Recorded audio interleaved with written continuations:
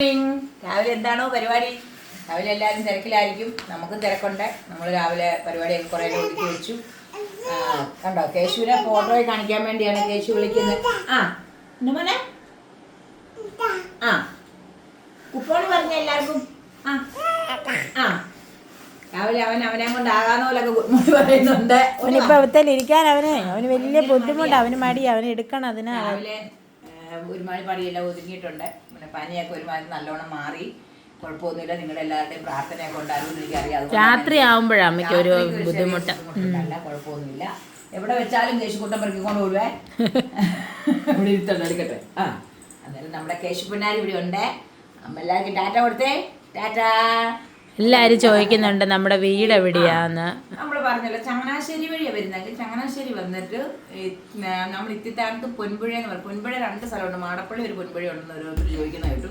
ആ പൊൻപുഴയല്ല, നമ്മൾ മാളിക്കടവ് വഴിയുള്ള വണ്ടി കയറി പൊൻപുഴ എന്ന് പറയുന്ന സ്ഥലത്ത് അതായത് ഇത്തിത്താനം പൊൻപുഴയാണ്. അതെ, ഇത്തിത്താനം, അതായത് നമ്മുടെ ചെത്തിപ്പുഴ ഹോസ്പിറ്റൽ വഴിയുള്ള വഴിയാണ് ഞങ്ങളുടെ വഴി.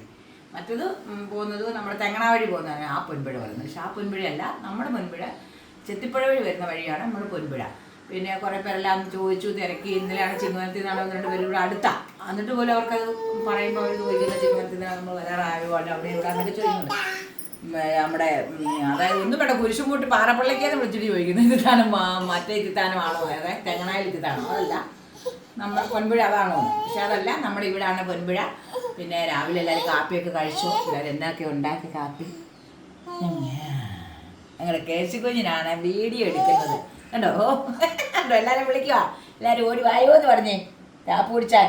ഇന്നേരം രാവിലെ നമ്മൾ ഉണ്ടാക്കിയതെന്നറിയോ, കുറേ നാളെ വലിയർക്കനും കൊച്ചിയർക്കനൊക്കെ പണ്ട് തൊട്ടേ ഇഷ്ടമായിരുന്നു മൈദാദോശ. ഇപ്പം ഞാൻ ഉണ്ടാക്കി കൊടുക്കാറില്ല. മൈദാദോശയും ഒത്തിരി നാൾ കൂടി, അതായത് ഒരുപാട് നാൾ കൂടിയാണ് ഞാൻ 2 മൈദാദോശ ഉണ്ടാക്കി കൊടുത്തത്. അവന് ചെറിയൊരു പനിക്കോളെ എനിക്ക് വിക്കി അവൻ്റെ കാര്യം പറഞ്ഞപ്പോൾ ഞാൻ പറഞ്ഞ 2 മൈദാദോശ ഉണ്ടാക്കാം. പക്ഷെ അങ്ങനെ 2 മൈദാദോശ ഉണ്ടാക്കി. ചമ്മന്തിയാണ്, അതുകൊണ്ട് ഇന്ന് മൈദാദോശയാണ്. രാവിലെ എല്ലാവരും ഓടി വായോ കാപ്പി കുടിക്കാം.